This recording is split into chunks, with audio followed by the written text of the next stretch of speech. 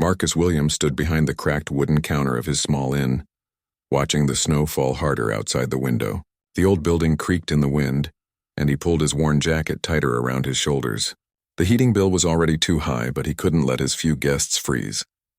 At 42 years old, Marcus had been running the Riverside Inn for 8 years, ever since his father passed away and left him the property.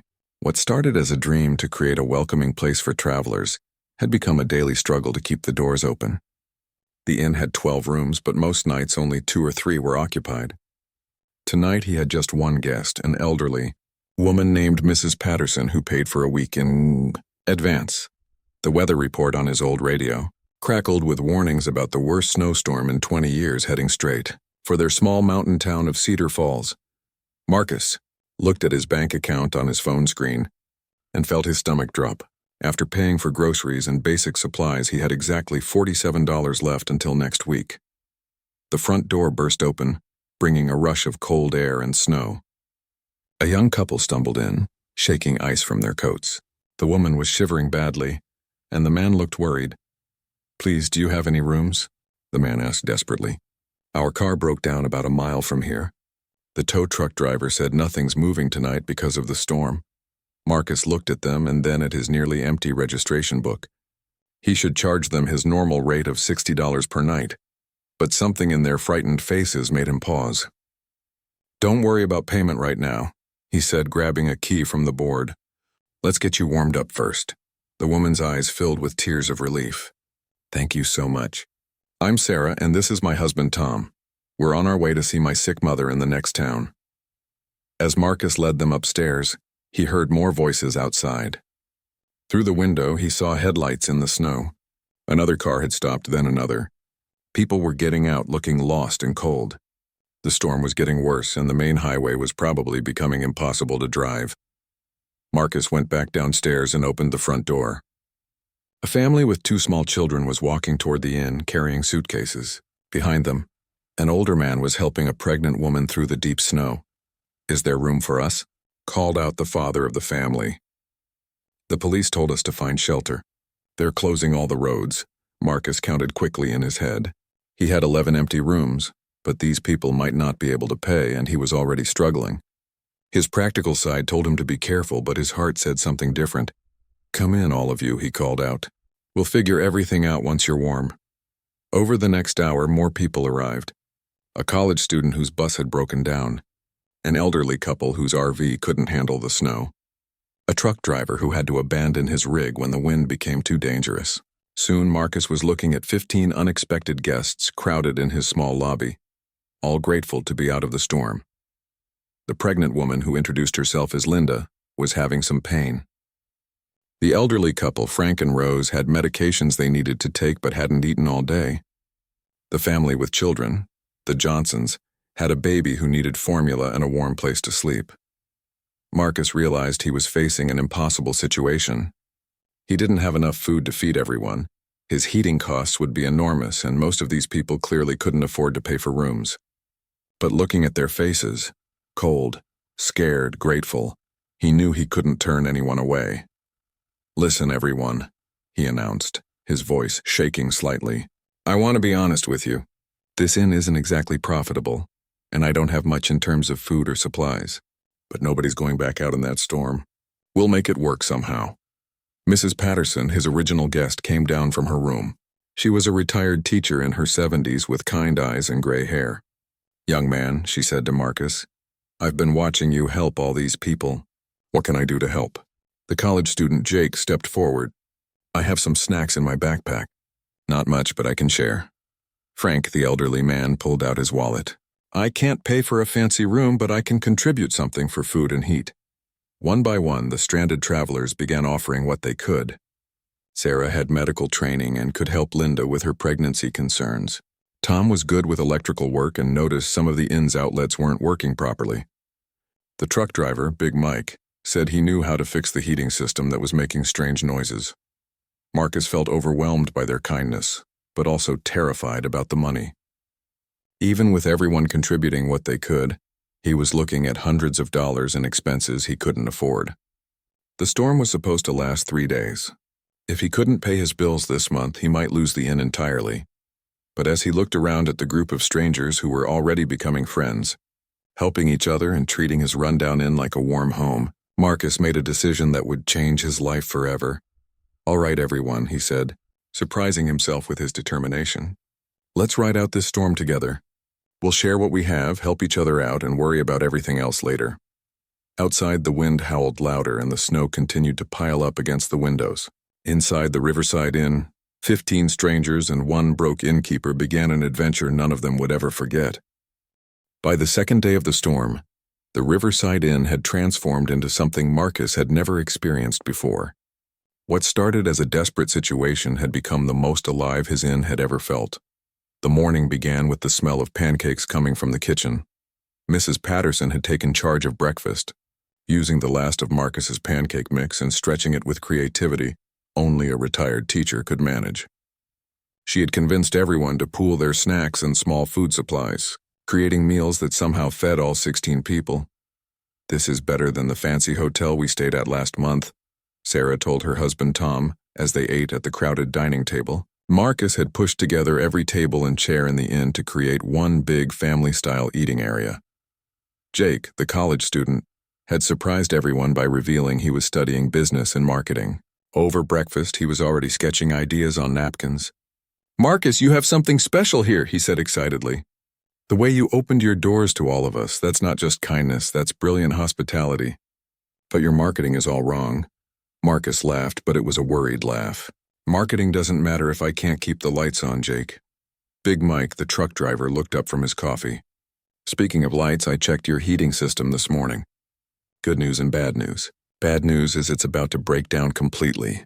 Good news is I can fix it, but we need some parts." Tom raised his hand.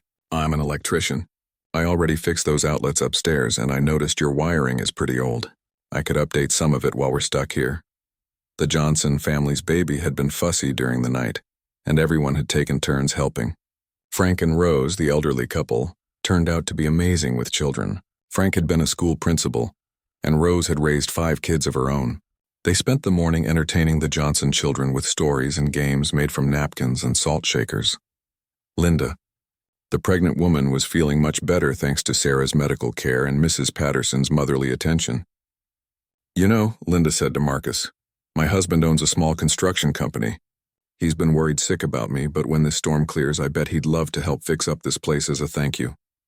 Marcus felt touched, but also more anxious. These people were being so generous, but every offer of help reminded him how much the inn needed, and how little he could afford. He stepped outside onto the covered porch to get some air and think. The snow was still falling heavily, but it was beautiful in the morning light. The problem was, beauty didn't pay bills. Marcus pulled out his phone and checked his bank account again. With the heat running constantly and all the extra electricity being used, his $47 was going to be gone by tomorrow. Mrs. Patterson joined him on the porch, wrapping a shawl around her shoulders. "You look like a man carrying the weight of the world," she said gently. "I don't know what I'm doing, Mrs. Patterson," Marcus admitted. "These people are amazing and I want to help them, but I'm about to lose everything. Even if they all pay something when they leave, it won't be enough to cover what this storm is costing me." Mrs. Patterson was quiet for a moment, watching the snow. "Marcus, can I tell you something about my late husband? He was a businessman, very successful, but he always said the best investments he ever made were in people, not buildings or stocks. With respect, ma'am, people don't pay the electric bill." She smiled. "Maybe not directly, but you watch what happens when people feel truly cared for. Magic has a way of following kindness." Back inside, something was indeed happening. Jake had convinced everyone to tell their stories, and it turned out the group of stranded travelers was more interesting than anyone had realized. Frank and Rose were retired, but Frank had been the principal of a school that was featured in magazines for its innovative programs. Rose had been a nurse who specialized in helping new mothers. Linda's husband didn't just own a small construction company. He owned one of the most successful construction businesses in the state. Big Mike wasn't just a truck driver. He owned a small fleet and had connections with suppliers all over the region. The college student Jake was studying business, but his family owned 3 successful restaurants. Sarah wasn't just a woman with medical training. She was actually a doctor who had taken time off to care for her sick mother. Tom, the electrician, had his own company and had wired Buildings all over the county. Even the Johnson family turned out to have an interesting background. Mr. Johnson was a social media expert who had helped several small businesses become famous online. As the day went on, the conversations became more exciting. Instead of just talking about the storm, people were talking about the inn. They were sharing ideas about how Marcus could improve it, attract more guests, and make it profitable. "You need better photos for your website," Mr. Johnson explained, showing Marcus the inn's current online presence on his phone. "These pictures make the place look old and tired. But look around, with all of us here, this place feels like home." Jake was still sketching business plans. What if you didn't just run a regular inn? What if you created an experience? You could market this as a place where strangers become friends, where people come to disconnect from the busy world and connect with each other. Mrs. Patterson nodded approvingly. "Jake's right. Last night I felt more welcome here than I have anywhere in years. That's worth paying for." Sarah was looking at the inn with her doctor's eye for detail. "The bones of this place are good, Marcus. It just needs some love and attention, and maybe a few safety updates." As evening approached, Marcus realized something had changed. These weren't just stranded travelers anymore. They had become invested in his inn and his success. They were talking about coming back, bringing friends, and spreading the word about the Riverside Inn. But Marcus was still worried about the immediate problem. Tomorrow the storm would probably end and everyone would leave. He would be back to his struggling inn, except now with huge bills he couldn't pay. What he didn't know was that his guests had been having private conversations throughout the day. Mrs. Patterson had been quietly talking to each person, learning more about their backgrounds and their growing affection for Marcus and his inn. As everyone gathered for dinner, another creative meal made from pooled resources. Mrs. Patterson stood up with a mysterious smile. "I have an announcement to make," she said, and everyone quieted down. "I think it's time we all stop pretending this is just about waiting out a storm." Mrs. Patterson's announcement hung in the air as everyone at the dinner table looked at her expectantly. Marcus felt his heart racing, unsure of what she was about to say. "I haven't been completely honest with all of you," Mrs. Patterson continued, her kind eyes twinkling. "Yes, I'm a retired teacher, but I'm also someone who has been looking for exactly what I found here." She reached into her purse and pulled out a business card, handing it to Marcus. "I work as a consultant for a company that invests in small hospitality businesses. When I booked this room last week, it was because my company received a tip that this inn might be special, but the owner was struggling." Marcus stared at the business card in shock. Heritage Hospitality Investments was printed in elegant letters, and underneath Mrs. Patterson's name was the title, Senior Investment Consultant. "Wait," Jake said, leaning forward excitedly. "You're the Mrs. Patterson? My business professor talked about you. You're famous for discovering small inns and bed and breakfasts that become incredibly successful." Mrs. Patterson smiled modestly. "I've been doing this for 30 years and I've never seen anything like what happened here during this storm. Marcus, you didn't just shelter us from bad weather. You created a community." Big Mike scratched his head, looking confused. "So this was all some kind of test?" "Not a test," Mrs. Patterson explained. "I came here to observe and evaluate, that's true. But the storm was real and everything that happened was real. Marcus had no idea who I was and he chose to help everyone anyway, even when it meant financial hardship for him." Marcus felt dizzy. "I don't understand. Someone recommended my inn to an investment company?" Mrs. Patterson looked around the table at the other guests, and several of them started smiling in a way that made Marcus even more confused. "Actually," said Dr. Sarah, "I need to confess something too. My mother isn't sick. Well, she is, but not in the way I said. She's sick with worry about me because I've been working too hard at the hospital. She suggested I take a break and specifically told me about this inn." Tom nodded. "Sarah's mother is my wife's best friend. When she heard Sarah was coming here, she asked me to drive her and maybe check out this place we'd heard about." Linda laughed and put her hand on her pregnant belly. "My husband's construction company got a call last week from someone asking about inn renovations in this area. The caller specifically mentioned the Riverside Inn and said the owner was exactly the kind of person we like to work with." Frank and Rose exchanged glances. "We weren't exactly lost either," Rose admitted. "We heard about an innkeeper who once helped a stranded family for free, and we wanted to meet him ourselves." Marcus looked around the table in amazement. "How many of you actually ended up here by accident?" Jake raised his hand sheepishly. My bus really did break down, but I specifically chose a route that would go past this inn because my professor told me about Mrs. Patterson's visit. My truck really couldn't handle the storm, Big Mike said. But I was already planning to stop here because I heard the owner was good people. Only the Johnson family seemed genuinely surprised by these revelations. Mr. Johnson looked at his wife in amazement. So we're the only ones who actually got stuck here by pure accident? Mrs. Johnson laughed. Actually, honey, remember my sister called last week and suggested we change our travel route to avoid traffic? She specifically mentioned this inn as a good place to stop if needed. Marcus sat back in his chair, feeling overwhelmed. I don't understand any of this. Who's been talking about me and my inn?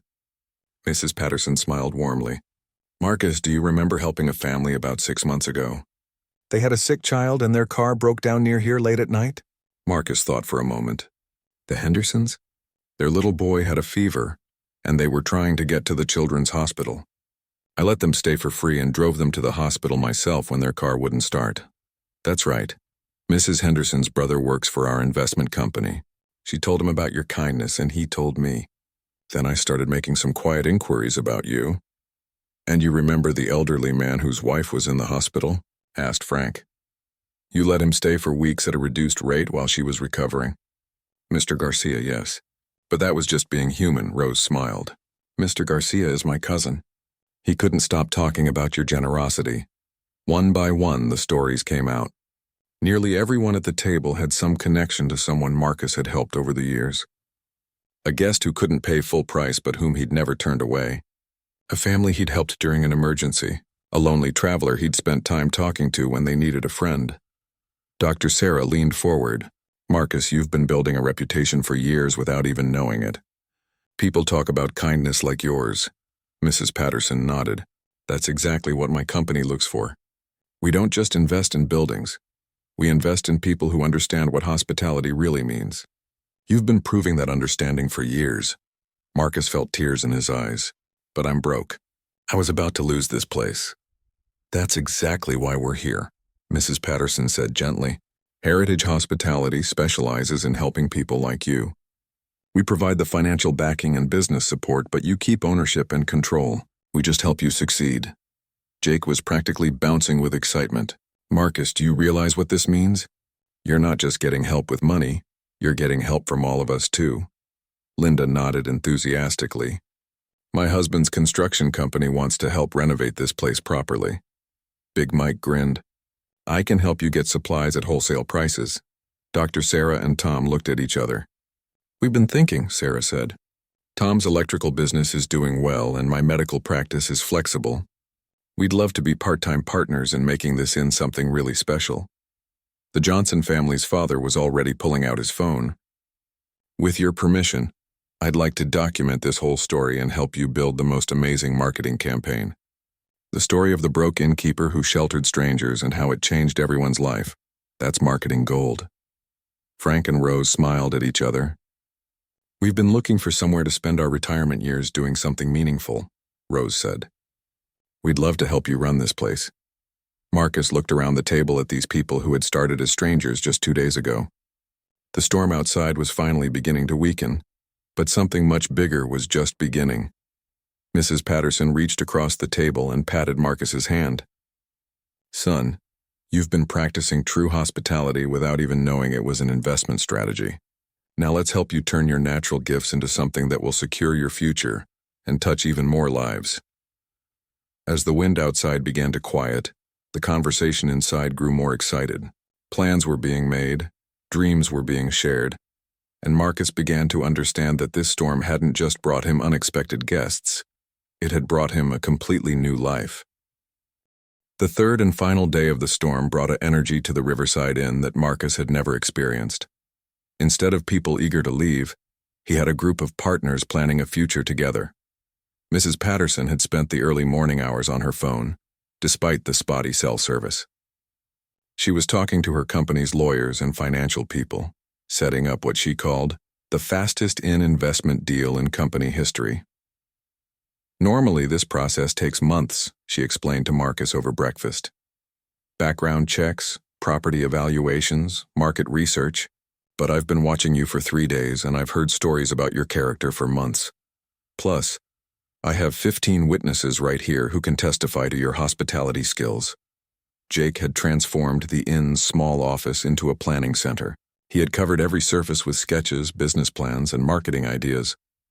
"Marcus, look at this," he said excitedly, showing him a hand-drawn diagram. "What if we renovated the inn to have different types of experiences? Some regular rooms, for normal guests, but also community spaces where people can choose to interact if they want." Dr. Sarah was examining the building with a practical eye. "The structure is solid, but we need to think about accessibility. If we're going to welcome all kinds of guests, we should make sure everyone can enjoy the space comfortably." Her husband, Tom, was crawling around the basement with Big Mike, looking at the electrical and heating systems. "The good news is the bones are strong," Tom called up. "The better news is Mike and I can handle most of the mechanical updates ourselves." Linda had been on the phone with her husband, and she was beaming when she hung up. "Marcus, David is so excited about this project. He's already canceled 2 other jobs so he can focus on your renovation. He said any man who shelters a pregnant woman in a storm deserves the best work his company can do." The Johnson family had turned the lobby into a photo studio. Mr. Johnson was taking pictures of everyone working together, capturing the spirit that had developed over the past 3 days. "These photos are going to be the foundation of your marketing," he explained. "We're not just selling rooms when we're selling the experience of being part of something special." Mrs. Johnson was working with Mrs. Patterson and Rose to plan the inn's new food service. "What if breakfast wasn't just a meal but a community gathering?" she suggested. "People could choose to eat alone if they prefer, or join a family-style table if they want to meet other guests." Frank had appointed himself as the inn's unofficial historian. He was interviewing Marcus about the building's background and the stories of past guests. "Every inn needs good stories," he explained. "But your inn has something better. It has a heart." By afternoon, the plans had become detailed and exciting. Mrs. Patterson's investment company would provide enough money to completely renovate the inn, upgrade all the systems, and give Marcus a financial cushion to operate comfortably for the first year. "But here's the best part," Mrs. Patterson explained. "Instead of just giving you money and walking away, we're creating a partnership. Everyone here who wants to be involved can have a role." Jake would finish his business degree but work part-time as the inn's marketing manager. Dr. Sarah and Tom would become limited partners, investing some of their own money and helping to oversee the renovation. Linda's husband's construction company would do the work at cost, becoming the inn's preferred contractor for future projects. Big Mike would supply materials at wholesale prices and help maintain the inn's vehicles and equipment. The Johnson family would handle all the marketing and social media, documenting the inn's transformation and ongoing story. Frank and Rose had made the biggest decision of all. "We want to sell our house and move here permanently," Rose announced. "We'd like to be your full-time assistant managers, helping with day-to-day operations and bringing our experience with hospitality." "But what about your retirement?" Marcus asked, concerned. Frank laughed. "Son, this is our retirement dream. We get to help people, be part of a community, and use our skills for something meaningful. Plus, Rose makes the best breakfast in 3 counties. The financial details were more generous than Marcus had dared to hope. Heritage Hospitality would invest enough money to completely transform the inn, but Marcus would retain 51% ownership, ensuring he always had final say in decisions. Mrs. Patterson would take a small ownership percentage as the lead investor, and the other partners would have minor stakes that gave them input, but no pressure. "The goal isn't to get rich quick," Mrs. Patterson explained. "The goal is to create something sustainable that serves the community and provides you with a good living." As evening approached on their final night together, the group gathered for one last dinner. The storm had finally stopped, and through the windows they could see clear skies and stars beginning to appear. "I keep thinking I'm going to wake up and discover this was all a dream," Marcus said, looking around the table at these people who had changed his life. "It's not a dream," said Jake, "but it is the beginning of something amazing." Dr. Sarah raised her glass of water. "To Marcus for showing us that kindness is always the right business strategy." "To new partnerships," added Tom. "To community," said Linda. "To second chances," contributed Big Mike. Frank and Rose spoke together. To home. The Johnson family's father stood up with his camera. To the story we're going to tell together. Mrs. Patterson smiled and raised her glass last. To the Riverside Inn, which is about to become exactly what Marcus always dreamed it could be. As they clinked glasses, Marcus realized that the worst storm in 20 years had brought him the best 3 days of his life. Tomorrow his guests would check out and return to their normal lives, but they wouldn't really be leaving. They were now partners, friends, and family. The broke innkeeper who had sheltered 15 strangers was about to become the owner of the most talked-about small inn in the region. But more importantly, he had discovered that his instinct to help people wasn't just kindness. It was the foundation of a successful business and a meaningful life. Outside, the stars were shining brightly, as if the universe itself was celebrating the new beginning that would start when morning came. 3 months after the storm, Marcus stood in front of the Riverside Inn and hardly recognized his own property. The transformation had been incredible, but more importantly, it had been exactly what he had dreamed of for years. The first month after his guests left had been a whirlwind of legal paperwork, planning meetings, and preparation. Mrs. Patterson's company moved faster than Marcus thought possible.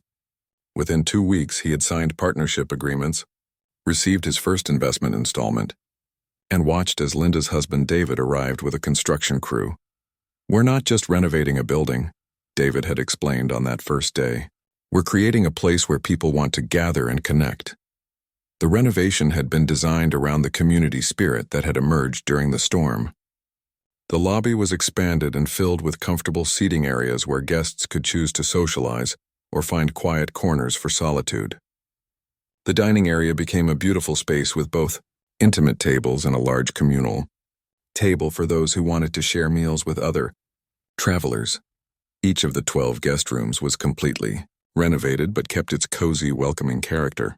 Tom had updated all the electrical systems, adding modern conveniences while maintaining the inn's rustic charm. Big Mike had installed a new efficient heating and cooling system that would keep guests comfortable year-round without breaking the bank. The kitchen was expanded and modernized, designed around Rose's breakfast plans and the community dining concept.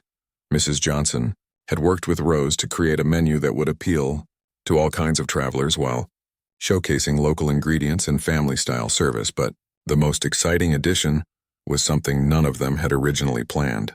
Frank had suggested creating a story room, a cozy library and gathering space where guests could share travel tales. Local residents could join for community events, and the inn could host small meetings or celebrations. Jake's marketing strategy had been brilliant. Instead of traditional advertising, he had focused on telling the story of the storm and the community that formed around it. The Johnson family documented every step of the renovation, creating social media content that attracted attention from travel bloggers and hospitality industry publications. The Riverside Inn, where strangers become family, became their unofficial motto, and it was working. Reservations started coming in before the renovation was even finished. Mrs. Patterson visited every few weeks, officially to check on the investment, but really because she had become genuinely attached to the project. "I've been doing this for 30 years, she told Marcus during one visit, "and I've never seen a business transformation that felt this natural and authentic." The soft opening happened on a sunny Saturday in spring. Instead of a traditional grand opening, they invited the local community for an open house, serving Rose's famous breakfast and giving tours of the renovated spaces. The response was overwhelming. Local residents who had never paid much attention to the small inn were amazed by the transformation. More importantly, they were excited about having a community gathering place. "This is what our town has been missing," said the mayor, sampling Rose's blueberry pancakes. "A place where neighbors and visitors can come together." First official guest checked in the following Monday, a young couple celebrating their anniversary who had heard about the inn through Jake's social media campaign. Marcus felt nervous as he handed them their room key, but his anxiety disappeared when they returned to the lobby an hour later, asking if they could join other guests for dinner. "We've stayed in fancy hotels all over the world," the woman said, "but this is the first place that actually feels welcoming." Word spread quickly through online reviews and travel blogs. The inn's unique approach to hospitality, encouraging community while respecting privacy, attracted exactly the kind of guests Marcus had always hoped for. Dr. Sarah and Tom visited every other weekend, not just as partners but as guests who loved the atmosphere they had helped create. "It's like visiting family," Sarah said during one stay, "but family that serves incredible breakfast and changes your sheets." Linda and her husband became regular visitors too, bringing friends and family to experience the inn. Linda was now 8 months pregnant and joked that she wanted her baby to be born at the inn, where its parents had met such wonderful people. Big Mike stopped by regularly to check on the mechanical systems, but also because he enjoyed the community dinners Rose had started hosting every Friday night. Local residents could join inn guests for a family-style meal, creating connections between travelers and the community. The Johnson family had moved their social media business closer to the inn, becoming not just marketing partners but neighbors. Their children loved visiting Uncle Marcus and hearing stories from the travelers who stayed at the inn. Jake graduated from college and took his first full-time job as the inn's general manager and marketing director. "This isn't just a job," he told Marcus. "It's a chance to prove that business can be about more than just profit." Frank and Rose had settled into their roles as assistant managers like they'd been doing it for years. Rose's breakfast had become legendary among guests, but more importantly, she and Frank had created an atmosphere where everyone felt cared for. "The secret," Rose explained to a travel blogger who was writing about the inn, "is that we don't just serve guests, we welcome them into our community." The financial results were exceeding everyone's expectations. The inn was booked solid most weekends and had steady, weekday business from corporate retreats and small conferences attracted by the unique community atmosphere. Mrs. Patterson's quarterly report showed that the Riverside Inn was becoming one of Heritage Hospitality's most successful investments. But the numbers only told part of the story. Marcus kept a guest book where visitors could write about their experiences, and the comments revealed the real success. Families wrote about making friends with other families. Solo travelers described feeling welcomed instead of lonely. Business colleagues talked about conducting the most productive meetings of their careers in the relaxed, friendly atmosphere. But Marcus's favorite entry was from an elderly woman who had stayed alone for a week while visiting a sick friend in the nearby hospital. She wrote, "I came here feeling scared and sad, and I left feeling like I had discovered a new family. The Riverside Inn doesn't just provide lodging, it provides hope." As spring turned toward summer, Marcus realized that the storm had been just the beginning of his story. The inn was thriving, his financial worries were over, and he woke up every day excited about the people he would meet and the community he was building. But the best surprise was still to come, and it would arrive with the very first anniversary of the storm that had changed everything. 1 year later, Marcus stood in the same lobby where he had first welcomed 15 strangers during the worst storm in 20 years. Today, that lobby was filled with those same people, plus dozens of others whose lives had been touched by the Riverside Inn's transformation. The first anniversary celebration had been planned for months, but it had grown far beyond what anyone expected. What started as a simple reunion had become a community festival that attracted visitors from 3 states. Mrs. Patterson arrived early, as she always did, carrying a stack of papers and wearing the same kind smile that had first put Marcus at ease during the storm.